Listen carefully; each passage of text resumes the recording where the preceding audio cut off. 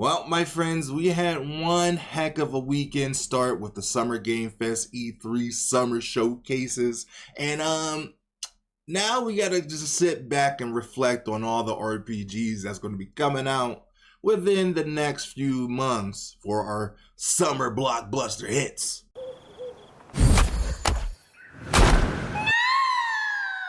So, as you know, there was a lot of announcements that came out through over the weekend, from the Xbox Showcase, the Summer Game Fest, the Ubisoft Showcase, and other things in between.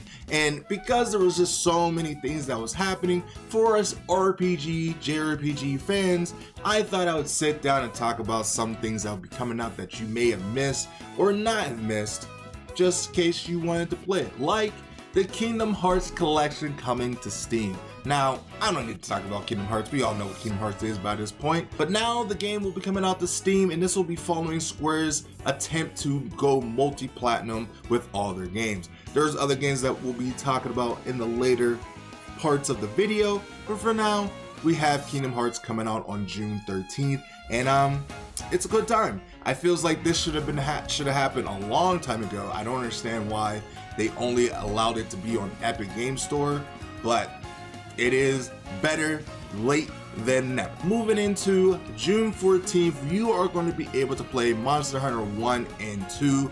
This is a game that I've always wanted to play. It's a spin-off of the actual Monster Hunter series, where you get to play more of an anime-based role, where it's actually JRPG kind of elements, and you get to capture monsters and dinosaurs and all this other stuff, and eggs, and it's cute. It has Pokemon kind of elements into it, and it's a lot of fun. I wasn't able to play this series because it was trapped on the 3DS at a point of time, and I just didn't get the game at the time. But now that it's coming out for all consoles, I'll have a better chance to play them in a good fashion on June 14th. Also coming out on June 14th, we have Shin Megami Tensei 5, the new enhancement version of the game that came out 3 years ago on November 11th. Now, I'm gonna be honest, when the game first came out, I wasn't vibing with it as much as I wanted to on the Switch, but maybe I might give it a second go around, because at the time when it came out, there was also other things that was happening, like the pandemic, and also other games that was out at the time that I wanted to play over this game that came out, especially because it was my birthday week and Pokemon came out around that time, I think, as well. So it kind of got lost in the shuffle. But now it's coming out in a time where I don't really have a lot of things going on right now that much, so I might be able to have more dedicated time to play it. Moving into June 20th, we have Mushoku Tensei, which I don't really have that much experience with this anime, but I am excited that more anime games are moving into the JRPG space. This one will be a dungeon crawler JRPG. However, I am very excited to just see more anime games go more of a JRPG or RPG route, because we had a few of them, from Fairy Tail to Dragon Ball Z Kakarot to One Piece Odyssey, which we'll talk about more later. Sometimes you just don't want a fighting game, you just want a nice chill farm game or a nice chill RPG, which is something I enjoy. So I am more favor of games going the JRPG route than all fighting game route, because I feels like nowadays they're starting to understand that you don't have to make an anime game a fighting game to make it fun and good. Not saying you can't do that as well, but you know, sometimes we just need a good old switch up, and I like them taking these kind of risks for games again, because it helps show that people actually do love the anime in the anime game when you give it to them in the right form of the games that they want. And of course, I cannot not talk about Power getting a brand new update on June 27th with a whole new expansion and world, new pals that you can catch, and a whole bunch of other stuff that's going to be coming out for the game. It's the Sakura Jahima update, and it's going to look incredible. I know this might not be counted as an RPG because there's guns in it. However, you can farm, you have RPG kind of elements in it, and it's a game that consumed my life for about 4 months when it came out. So it's going to be talked about in this video, and I love this game, and it's going to be fun, and I can't wait to see all the new pals that you can catch, like the cute little frog and other cute little creatures, and then you have the other Catrice kind of character, and it just looks like it's gonna be a whole lot of fun. Then there's PvP, which I could do without, but whatever, it's here. And I just want to know what else they got cooked up, because it can't be just the island, the new pals. What is the story gonna look like? The new character looks cute. Hopefully we can get her outfit. However the case, it looks a lot of fun and I cannot wait to play it. Are you gonna be diving back into Pal World? Did you play it originally when it came out? How did you feel about it? Let me know down in the comments down below. And of course, the big game that everybody's waiting for the month of June is the new DLC expansion for Elden Ring, which releases on the 25th. Now, I won't be playing this game at all, but I am excited to watch people play it, because I'm not really that big on Elden Ring or Souls big games like From Software, because that game is a little bit too much of repetitive difficultiness that I don't really enjoy. Now, I enjoy Stellar Blade because it does have some Souls-like elements in it, and it has a nice fun challenge that I can enjoy.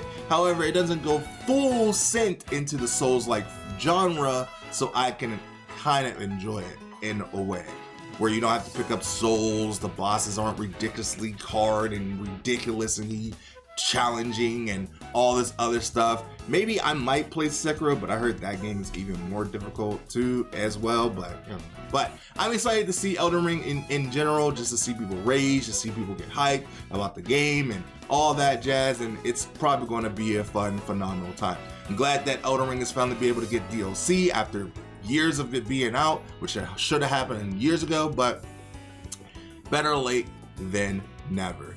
Then finally moving into the month of July, Final Fantasy XIV is getting a brand new expansion. Now, I'm not going to go deep into the Final Fantasy XIV lore or mythos because I don't even know, because I haven't played the game since forever. But it's an MMO for Final Fantasy. People love it, enjoy it. It's probably the best MMO out right now, if you don't ask WoW fans. But I think it's definitely in that camp of being the best MMO out right now. However, it's coming out July 2nd, 2024, and people are going to enjoy it and gravitate to it. It's going to make people cry, and it's going to be super grandiose, and you know, I'm looking forward to a lot of my friends who play the game talk about it and cry about it and have fun with it. So I'm sure it's going to be a fun time. And of course, after that, the brand new Hoyoverse game that's coming out to finish out their trilogy of games is Sleep. Now, not actual sleep, but Xenoblade Zone Zero. And it looks fun, it looks cool. I mean, it's a gacha, it has Hoyoverse elements into it. It seems fun and chaotic. You got the husband nodes, you got the waifus, and you can play it early right now if you wanted to for $10 earlier. Kind of getting burned out of the live service gacha game Hoyoverse Genshin kind of games, because it's kind of the same rinse and repeat kind of cycle. You get a brand new world, you have to summon for characters, you got to get into the game every single day and log in and all that. The only game that I mostly play right now when it comes to gacha or live service games is Nikke and Bleach Brave Souls, and a little bit of Atelier Online as well.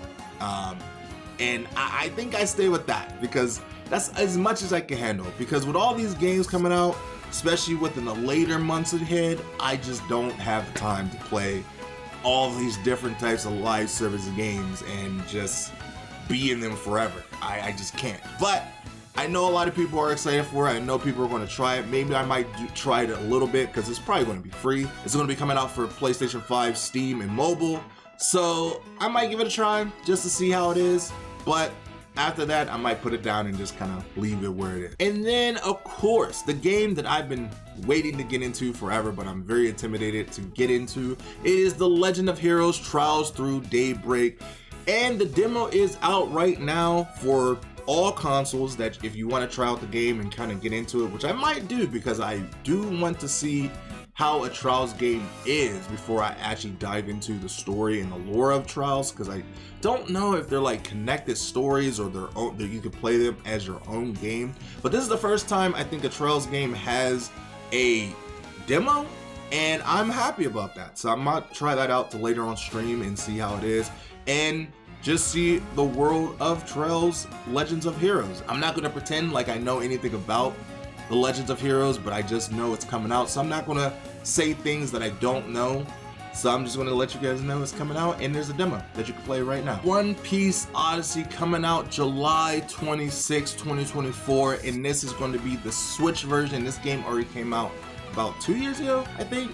And it's pretty much the One Piece Odyssey JRPG. It sets place into a kind of vibe of where it kind of retells a little bit of what the story has entailed from One Piece, but in game form, so you don't have to watch the show if you don't want to, so you can be in the know of know. But it also has its own original story with own characters that evolves around the main stories, and it's a fun time. It has a very unique way of doing a JRPG style where you can use your character's abilities as a rock, paper, scissors kind of feel, where one character like Luffy is better against other type of enemies, but you need Zoro to be better than other types of enemies. And it's a weird kind of unique style that I couldn't really get behind, but maybe I have to try it again just to get a feel for it. But when I played it originally, I wasn't really feeling it all that well, but I really did like the story. Now it's going to be coming to Switch, so if you want to play it on your Switch on the go, you can on July 26th. And then moving in from that, we have a brand new JRPG for an anime. That is That Time I Got Reincarnated by a Slime. Isekai Chronicles coming out for all platforms, and this is a step into another anime that is getting a JRPG that I'm very happy for. I actually did a full breakdown of this game in a video that you can click into the cards right up top if you want to get my full analysis and breakdown on what this game is going to be. But essentially, it's just going to be a slime isekai JRPG that will have some kind of farm and adventure elements into it, but I will definitely do another follow-up video. But if you want to hear my initial thoughts, everything that I have in on this game, definitely click on the cards up on top. Son Goku, not that Goku, but we have the Son Goku from the Journey of the West finally getting a release date, Black Myth Wukong, and it's coming out August 20th. This is the long-awaited Souls-like Journey to the West game that people has been waiting for forever, that never had a release date, that didn't feel real, and now it's finally real thanks to Xbox Showcase or Summer Games Fest. One of them showed it, I don't remember, it was a couple days ago, but it was a phenomenal. It looks crazy. It looks like it's going to be tying into a lot of the lore of how the Monkey King became the Monkey King, and you know, it looks fun and enjoyable, and it's going to kick your ass. I don't know if I want to play it. I don't know if I want to play it, but it does look a lot of fun, and maybe I might pick it up, maybe I won't, but we'll see. But I'm sure a lot of people will be playing it regardless. And the last game we got to talk about is Visions of Mana, which got a release date today, a few hours ago. But I will be making a follow-up video dedicated to this game particularly because there's a lot to break down within this game, and it's a little bit too much for this video, so I'm going to let it have its own video. But just to let you guys know that this game will be coming out August 29th, which is probably now my most anticipated game for the summer of games that's coming out, because this game looks amazing. It's a brand new game into the Mana series, not a remake, not a port or anything like that, a brand new game in the entry of the Mana series, and I am super excited. It's coming out for all platforms except for Switch. I'm just reading it now. It's weird that it's not coming for Switch. That's very odd, because you know, Square Enix was talking about it going multi-platinum with their games a lot, so it's weird that they're excluding the Switch. Maybe because the Switch can't handle this game right now, or it's going to come a lot later, or maybe they are preparing it for Switch 2. It is weird that it's not coming for Switch, but it's coming out for PS5, Xbox Series X, PS4, and PC. Game looks crazy and it looks so good, and they went into detail on all the things that you'll be able to do, like elemental magic changes, different versions of ways you could play the game, different stats, and all this other knickknacks that's in the game, and it looks phenomenal. I'm super excited for this. Like I said, I'm going to make its own separate video breaking down everything that you could do within the game that they have released so far, because there's a lot of different new characters, different element types, and different other strategies that you can use within the game, and this looks like it's gonna be a beefy own video. But that is essentially all the summer games that's going to be coming out for RPGs. This is just for RPGs alone. There's a lot of games coming out that I didn't get the chance to talk about it, but if I did, I feels like this video will be super long. However, I just talk about JRPGs and RPGs, so that's kind of the field that I stay in. So if you guys want to talk about other games in the comments, let me know what you're going to be picking up this summer and what you're going to be playing, because I would definitely love to know. But if you want to see more stuff like this, hit the like button, subscribe for more. Also, click this video right here if you want to see me talk about That Time I Got Reincarnated by the Slimes Isekai JRPG that's coming out in August.